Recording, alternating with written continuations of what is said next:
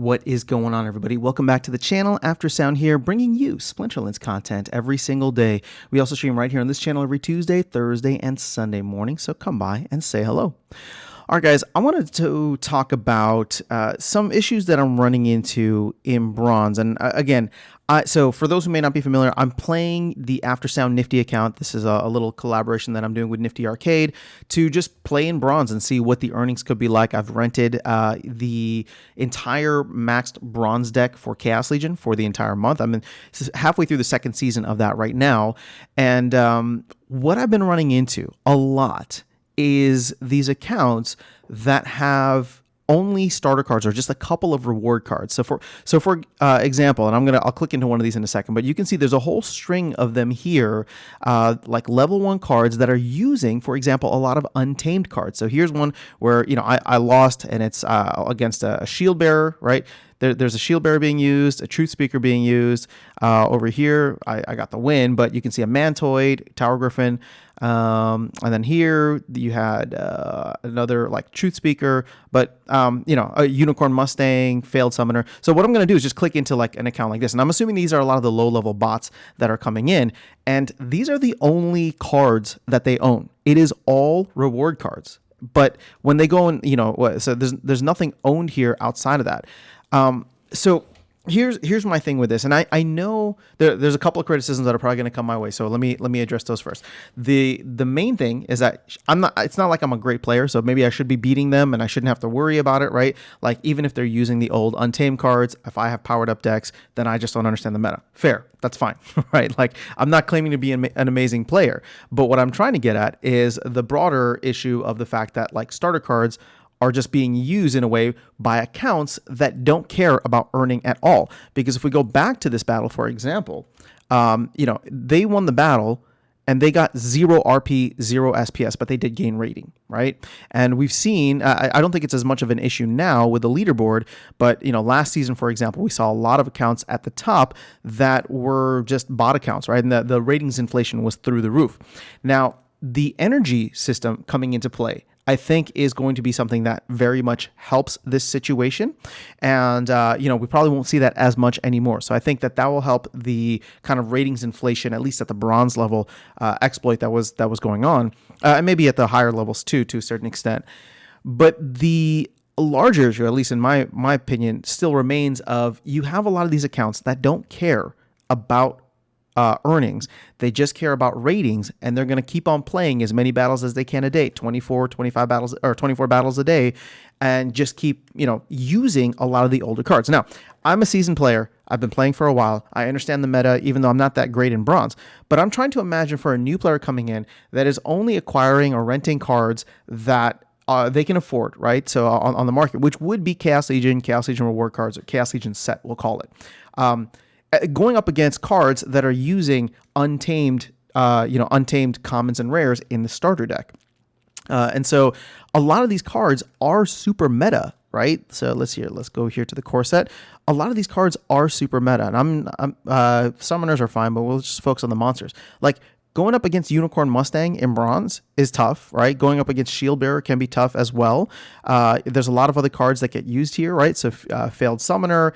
So my point with this is that, is it hurting the new player experience that you can just have a ton of bots using cards that they don't own, right? And I know we were trying to get away from the starter cards as a whole, and so the team put it in so they're not going to earn anything. But is the experience still really tough because you're going up against now, you know, automated accounts that are optimized with a very, or at least a much more simple meta in Bronze, using cards that you don't necessarily have access to unless you're willing to shell out, you know, more money, right? Whereas these accounts in mass get to use them for free at the level 1, right? Living Lava, Unicorn Mustang, like all these guys. So I'm putting this idea out here. I'm not saying that we necessarily need to make it a proposal, but I'm curious to know how the community would feel about updating the way starter cards are treated. So it's not just going to be from an earnings perspective anymore, but I've seen many calls for, we should just get rid of starter cards completely. If you come into the game, you should just buy the cards that you need, and that'll be, the requirement. There should be no technically infinite inflation of cards. If like a million people come in, they can all use the starter deck if they really want to. They're not going to earn anything, but the game will just be overrun by a bunch of cards that don't that won't give any earnings. Which sure, that's a valid argument, but at the same time, could be tough for the new players coming in that are trying to earn something, because they have to go up against cards and accounts that don't care about earning. They're just trying to climb their way up the leaderboard and potentially get some leaderboard prizes. Or climb up the leaderboard, potentially get some leaderboard prizes, or whatever these accounts are trying to do. So I have two potential solutions, and again, I'm open to these being ripped apart from you guys and us trying to find the best solution moving forward. But the first of which is not, and neither of them is going to be like just get rid of starter cards completely. But the first of which is maybe we have a time limit on starter cards. So when you first join the game, maybe you get the first 2 months, right? The first 4 seasons where you have open access to all of the starter cards. And this is going to be, based on how long you've been in the game. And once you hit that 60-day mark, there'll be a little timer that says, hey, you got, 15 more days or 10 more days with the starter cards, and then those will be going away. And so let me, for example, go down here to this account. And again, this is just one example, but like this account has been around since September of 2021. Doesn't own anything except for these cards that it has, right? The Soulbound reward cards. So it was clearly a farming account that's being repurposed now for collecting these Soulbound reward cards. So my point with this is like, if you can code it in a way where it's just like, okay, after 60 days, I mean, fine, make it 90 days, right? But after a certain period of time that the account has been active, 4 seasons, 6 seasons, right? A quarter entirely, like 3 months, the starter cards go away. And then after that point, you need to come in and, purchase whatever cards. That would be solution number one. And would there be an argument where it's just like, oh, what if somebody comes in, they try the game, and then, they have personal circumstances, they have to leave. Maybe we can do something where, if you come back in, you can like reach out to support for like a one-time retrial of like 30 days where you get the starter cards. Again, you're not going to be earning anything, but if you want the starter cards, you reach out. Like the bots aren't going to be doing this in mass where they just like spam. I mean, they could, but I don't think that they would come in and spam the support team. And there would have to be some kind of like threshold there where it's just like, if over the 90 days you stopped playing for like half of it, right? So 40 days or 45 days or even like 60 days, you came in, you created your account, but you didn't cross like a certain threshold of battles that you played, or there was like a significant period of downtime, then you'd be eligible for like getting an additional 30 days to try it out. But again, we don't even need to do that. I'm probably getting too lost in the sauce here. So just the idea of there being a 90-day period once you purchase the cards, and then after that, done, right? Once you purchase the spell book where you get access to the starter cards, and then afterwards you're required to use your own cards, right?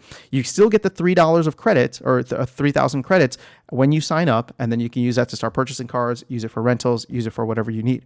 But at that point, it would just be, if you're not a serious player, you're not going to get access to the starter cards. The second idea is we go away from using the last 2 sets, right? So modern as the starter cards. And I get it, like at the time, it made sense. But I'm wondering now if the starter deck should not include the previous set.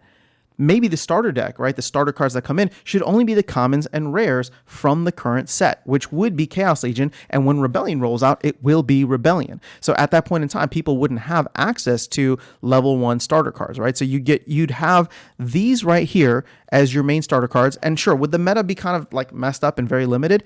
Absolutely. But you know what? For most people trying to earn, these are the cards that they're using.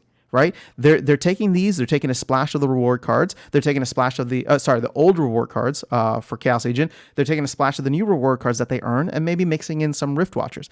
But for the most part, it comes in, you have a very limited experience. Maybe you can make the argument that experience isn't going to be great either for new players, because it's like they come in and it's like, well, if I want to play a death deck, like this is it. Like these are the only cards I can choose from, versus if I were to have all of these cards to choose from, right?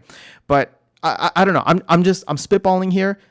It's frustrating for me as a player who understands the meta better than a newer player. Again, I'm not saying I'm great, but I do think that I understand the meta better than a newer player, even down in bronze, that part of it's just like, well, it's going to be super frustrating in many ways for people to kind of deal with that. It's been frustrating for me, and I can't imagine what it's like for a newer player. But maybe a newer player, like, ignorance is bliss. They have no idea that they're just getting duped, right, by by a lot of these accounts that don't care about earnings and just care about ratings. But at the end of the day, it's just like it makes it much more difficult, and it's coming from a place where I feel like it could still be quote unquote exploitative, right? So that's all I have for you guys in this video. I want to get your comments. I want to get your thoughts, and then we can kind of massage this from here on out. But I've been thinking through this as I've been trying to reintegrate myself into the bronze experience so that I can understand what it's like for newer players. And this is one of the biggest kind of takeaways that I've had from playing now for 1.5 seasons in bronze. So, we want new players to come in. We want them to have a good experience. That's why I'm presenting this and proposing it, or not officially proposing it, but proposing a couple of solutions that we could potentially explore further. So let me know your thoughts in the comments below. We'll continue the discussion there. I will catch you all in the next video and see you around the game. Take care.